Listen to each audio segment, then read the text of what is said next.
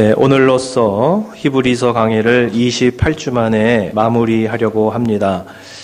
이제 책을 한 권 끝내면 책거리를 하고 축하하는데 우리 히브리서 말씀 다 들으신 분들 한번 박수 한번 하시기 바랍니다. 박수.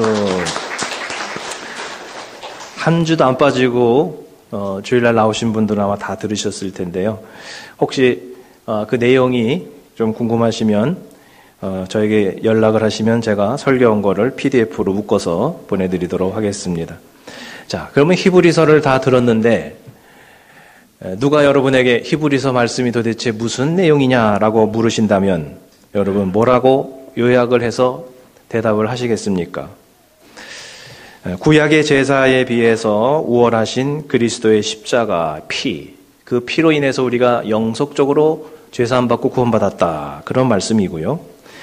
또 성도들도 고난 중에 예수님만 바라보고 예수님이 열어놓으신 성소로 나아가면 때를 따라서 은혜를 받고 그리고 승리하게 된다. 이걸 약속하고 있는 말씀이며, 그래서 성도들이 오늘 히브리서에 있는 것처럼 믿음의 정의를 따라 믿음의 모델처럼 살아가게 될 때 이것이 하나님을 기쁘시게 하는 최고의 제사이고 최고의 예배이다 라고 하는 그런 내용들이 히브리서에 있습니다. 얼굴 표정이 보니까 하나도 기억이 안 난다는 표정으로 앉아 계십니다. 괜찮습니다. 다 생각 안 나셔도 됩니다. 신학교에서 뭐 성서신학 A+ 받는다고 꼭 목회를 잘하시는 것도 아니더라고요. 여러분이 상공부에서 100점 맞아야 천국 가는 것도 아니고 그렇습니다. 10,000가지 말씀을 알고도 실천하지 않는 것보다 한 가지 말씀만 알아도 매일 순종하고 헌신하는 것이 더 귀한 믿음인 줄 생각합니다. 오늘 히브리서 마지막 본문의 말씀 주제를 하나님이 기뻐하시는 관계로 정했습니다. 자, 이 믿음이라고 하는 것은요, 하나님과의 관계에서 시작하고요, 인간과의 관계에서 열매를 맺는다. 이렇게 볼 수가 있습니다. 그래서 히브리서뿐만 아니라 대부분의 신약 성경을 보면 처음에는 하나님과의 신앙의 문제를 다루고요, 마지막 뒷부분의 결론 적용 부분은 꼭 사람들과의 관계 속에서 하나님의 뜻을 이루는 섬김의 이런 문제들을 다루고 있습니다. 오늘 히브리서에서 믿음의 정의를 배웠고 믿음의 모델에 대해서 배웠습니다. 그러면 가장 모범적인 신앙, 가장 은혜가 있고 하나님을 기쁘시게 하는 그런 믿음은 과연 무엇인가? 결론은 오늘 관계다. 이것입니다. 영혼을 향해서 인간 관계 속에서 그 신앙의 꽃을 피운다는 것입니다. 스스로 믿음이 좋다. 내가 정말 최고다. 내 믿음이 최고다. 영적 능력이 있다. 자부하는 사람이 있다 할지라도 영혼들에 향해서 선한 영향력과 열매를 맺지 못하고 있다면 그것은 성경적으로 볼 때 그렇게 훌륭한 믿음이 아니다라고 할 수가 있겠습니다. 자, 그래서 이 관계가 참 중요하다는 것입니다. 자, 오늘 17절 말씀을 한번 본문을 보시면 누구와의 관계를 오늘 여기서 말씀하고 있는지 살펴보시기를 바랍니다.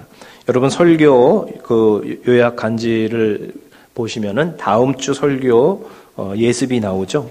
개인적으로 하시든지 목장에서 같이 하시든지 이렇게 하고 있는데요. 자, 지난주도 드렸습니다. 자, 한번 17절 말씀 다 같이 한번 읽어보겠습니다. 시작. 그들은 여러분의 영혼을 지키는 사람들이요, 이 일을 장차 하나님께 보고드릴 사람들입니다. 그러므로 여러분은 그들이 기쁜 마음으로 이 일을 하게 하고 탄식하면서 하지 않게 해주십시오. 그들이 탄식하면서 일하는 것은 여러분에게 유익이 되지 못합니다. 여기 보면 지도자가 나오고 있습니다. 자, 많은 지도자들이 있겠죠. 가정에는 가장이 있고 또 비즈니스나 직장에서는 오너나 또 직장 상사가 있습니다. 사회에 또 가면은 여러 가지 지도자들이 있습니다. 그런데 여기서 말하고 있는 지도자는 영혼을 책임지는 지도자입니다. 특히나 나중에 천국 갔을 때 그 영혼의 신앙 문제, 구원 문제를 하나님께 보고 드릴 사람이다. 그 정도면 상당히 정말 영적 리더라고 할 수가 있겠는데요. 우리들의 삶 속에서 굳이 찾아본다면 목사나 또 평신도 목양자, 목자, 목녀 그런 분들을 의미한다라고 생각하시면 좀 쉽겠습니다. 자, 그래서 이렇게 목양의 관계, 영적 리더십의 관계, 여기서 만나는 사람들이 상당히 우리의 신앙에 중요하다라고 하는 것입니다. 영적인 리더를 잘 만나야 여러분의 신앙도 성장을 하게 된다는 것이죠. 여러분의 신앙이 상당히 성장하는 것을 보니까 영적 리더를 잘 만난 것 같네요. 그래서 여러분 영적 리더와의 관계가 자신의 신앙에 상당히 영향을 준다는 것을 어떻게 알 수 있느냐 하면요. 학교 다닐 때 보면 여러분들이 제일 좋아하는 과목이 아마 있었을 것입니다. 저는 뭘 좋아했을까 생각을 해봤더니 기술, 미술, 지구과학 그걸 제일 좋아했더라고요. 좋아하니까 성적도 제일 잘 나오죠. 그런데 왜 그 과목을 좋아했나 생각해봤더니 적성에 맞아서 그런 것도 있습니다만은 선생님이 좋아서 그 과목을 좋아하게 된 그런 것 같습니다. 아무리 그 과목이 적성에 맞아도요, 선생님이 싫으면요, 그러면 그냥 그 교과서도 쳐다보기도 싫은 거거든요. 네, 그런데 선생님이 참 좋았던 것 같아요. 우리 미술 선생님은 중학교 1학년 때부터 저희는 중고등학교가 같은 학교였기 때문에 선생님이 계속 올라가거든요. 중1 때 잘 보였어요, 선생님한테. 선생님이 이렇게 보니까 그냥 이렇게 열심히 꼼꼼하게 그렸더니 씩 웃으시더니 A를 주시는 거예요. 그러더니 고등학교 때까지 선생님이 계시더라고요. 매번 하여튼 미술 실기는 하여튼 잘 받았죠. 선생님이 이렇게 잘 보니까 실망시켜드리지 않기 위해서 더 열심히 이렇게 하는 거죠, 이렇게. 선생님이 참 중요합니다. 또 기수 선생님은 저희 이제 담임 선생님이셨는데 너무너무 좋으신 분이라서, 그래가지고 하여튼, 그 선생님이 대학교도 또 가라는 대로 가고, 이렇게 본인이 추천을 해주시고 이랬습니다. 자, 이와 같이 선생님에 따라서 과목이 좋아지기도 하고 싫어지기도 하듯이, 영적인 리더도 마찬가지로 여러분이 영적 리더들과의 관계가 좋으면 신앙도 취미가 붙고 또 재미가 나고 좋아질 수가 있고요. 세상에서도 그렇죠. 여러분이 어떤 친구하고 많이 만나느냐 상당히 중요합니다. 어떤 친구하고 일주일에 한두 번씩 만나느냐. 술 친구하고 만나면 자꾸 술이 늘어요. 노름하는 친구하고 다니면 아무래도 또 노름이 늘고, 스포츠를 잘하는 친구하고 만나다 보면, 플레이하다 보면 기량이 또 늘고 그렇습니다. 그래서 이 사람이 중요한 것 같아요. 사람을 어떻게 우리가 나누냐. 그래서 옛날 속담에 마누라가 이쁘면 처갓집 말뚝 보고도 절한다 그랬잖아요. 신앙도 마찬가지로 그래요. 신앙도 목사가 꼴 보기 싫잖아요. 그러면요, 하나님 말씀도 듣기 싫고요, 교회도 꼴 보기 싫고요, 그렇게 됩니다. 그래서 여러분 목자 목녀님하고도 잘 지내시고 친하게 지내시기 바랍니다. 저하고도 친하게 지내요. 네. 이 목사가 하여튼 꼴보기 싫기 시작하면 신앙이 안 됩니다. 하여튼 신앙생활이 엉망이 됩니다. 자, 17절에 보면 우리의 영혼을 위해서 가장 책임감을 갖고 지금 기도하고 있는 분들이 제가 볼 때는 아마 저보다도 목자 목녀라고 생각합니다. 저는 한 바퀴 여러분 돌면 일주일 걸리거든요. 근데 그분들은 매일 기도드리실 것 같아요. 자, 그래서 가능하면 기쁜 마음으로 서로 지내라는 거예요. 서로 마음이 상하게 하지 말고, 서로 간에 탄식하게 하지 말고, 서로 간에 정말 실망을 주지 말고 용기를 주고 기쁨을 주고, 이런 관계로 가야 신앙에도 유익하다. 오늘 17절 말씀에 그렇게 나오고 있습니다. 특히나 영적 리더십에 위치한 사람이 누군가에게 실망을 주면 그 사람에게 상당한 신앙의 회의감을 갖게 하고 믿음과 교회에서 떠나게 한다는 것입니다. 그래서 이어지는 18절에서는 이렇게 부탁을 합니다. 우리를 위하여 기도해 주십시오. 우리는 양심에 꺼리끼는 것이 한 점도 없다고 확신합니다. 모든 일에 바르게 처신하려고 합니다. 이것은 이제 영적 리더십이 무엇이든 거기 위치해 있는 분들은요, 더욱더 처신을 올바르게 하고 본이 되게 하려고 애를 써야 된다는 것입니다. 완벽하다라는 뜻은 아닙니다. 완벽하지는 않은데 그래도 노력한다는 겁니다. 올바르게 처신하려고, 또 다른 사람의 실망을 주거나 상처를 주지 않으려고 애는 쓴다는 것입니다. 벌써 그러한 의식을 하고 있다는 것하고 아예 그런 의식이 없다는 것하고는요, 굉장한 차이가 있습니다. 그래서 영적 리더십의 기회가 있으면 여러분도 한번 그것을 그 리더십을 발휘하시기 바랍니다. 왜냐하면 자기 자신이 성숙해집니다. 아무래도 조심하고 올바로 하나님 앞에 살려고 애를 쓰게 되거든요. 그런데 그런 게 없으면 그냥 막 살 수가 있거든요. 그래서 영적 리더의 위치에 오르면 여러분의 신앙에 오히려 유익합니다. 베드로 사도 역시 영적 리더에게 같은 권면을 했습니다. 베드로전서 5장 2절, 3절 한번 다 같이 읽어보겠습니다. 시작. 여러분 가운데 있는 하나님의 양떼를 먹이십시오. 억지로 할 것이 아니라 하나님의 뜻을 따라 자진하여 하고 더러운 이익을 탐하여 할 것이 아니라 기쁜 마음으로 하십시오. 여러분은 여러분이 맡은 사람들을 지배하려고 하지 말고 양떼의 모범이 되십시오. 네. 자, 이렇게 노력은 하지만 리더라고 다 온전한 것은 아니고 다른 또 많은 약점을 가지고 있습니다.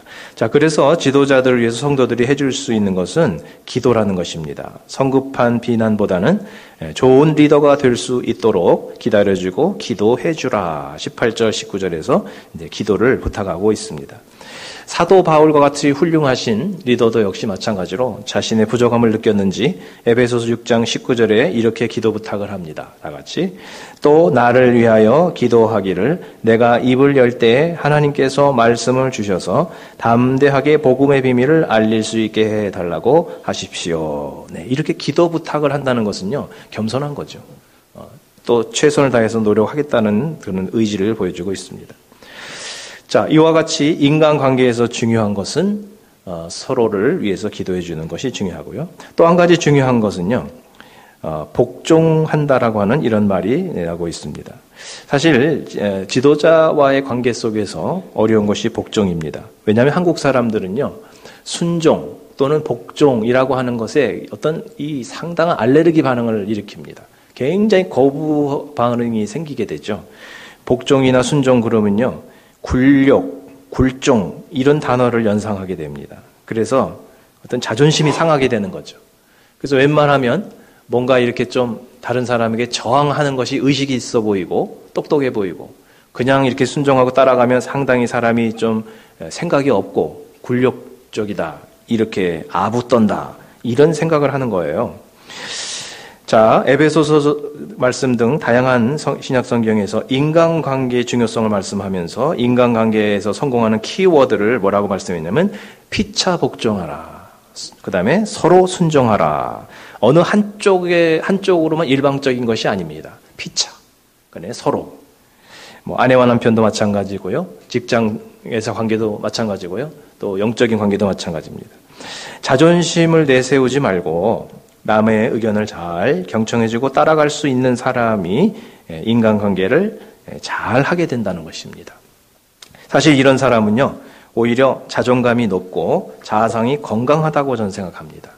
근데 반대로 남들에게 복종을 잘 못하고 그냥 쉽게 자존심 상해하고 무시당했다는 생각을 자꾸 내세우고 그래서 저항하고 이런 사람을 보면요, 그것이 오히려 자존감이 낮은 겁니다. 그리고 열등감이 있다고 볼 수도 있습니다. 여유 있는 사람은요, 오히려 이렇게 자기의 자아상이 건강하고 자존감 있는 사람은 오히려 좀 더 다른 사람에 대해서 여유 있게 너그럽게 수용하는 모습을 볼 수가 있습니다.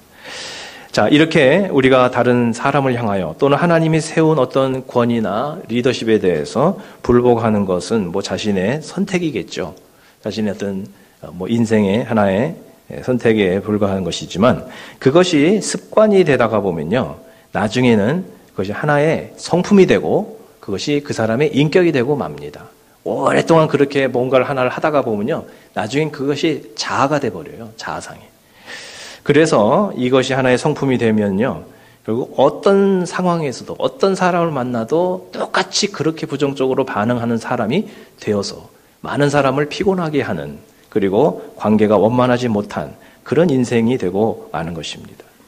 가만히 이렇게 가끔 보면요, 한국에서 예를 들면 반정부, 운동권 이런 주신 그런 분들 있잖아요. 그런 분들은요, 그것이 하나의 의식에서 끝나는 것이 아니라 그게 하나의 성품이 돼버려요. 그래서 신앙도 그렇게 부정적인, 공격적인 그런 신앙관을 갖게 되는 것을 볼 수가 있습니다. 참 무서운 거죠. 하나의 이것이 어떤 사고가 아니라, 의식이 아니라 그것이 하나의 그 사람의 인격이 되고 성품으로 굳어져 버렸다는 것을 알 수가 있습니다. 자, 그래서 여러분, 모든 인간관계 속에서 가장 중요한 하나의 원리는 바로 무엇이냐면 복종이라는 것입니다. 서로 피차 복종하고 서로 순종하는 이런 모습인 거죠. 자, 21절, 22절 보시게 되면 내 뜻을 고집하는 것이 아니라 하나님의 뜻에 따르며 복종하며 살아갈 것을 말씀하고 있습니다. 또 하나님과 사람과의 관계 속에서 정말 원만하게 이런 삶을 살아가는 그런 모습을 권면하고 있는데, 과연 이런 모습이 우리가 되려면 어떻게 해야만 할까요? 마음으로는 그러고 싶죠. 우리가 정말 다른 사람들을 넉넉하게 수용하면서 살고 싶은데, 근데 실제로는 그게 잘 안 되는 경우가 있습니다. 그 왜 안 될까요? 자, 그것은 우리 안에 내면 세계의 어떤 문제인 것입니다.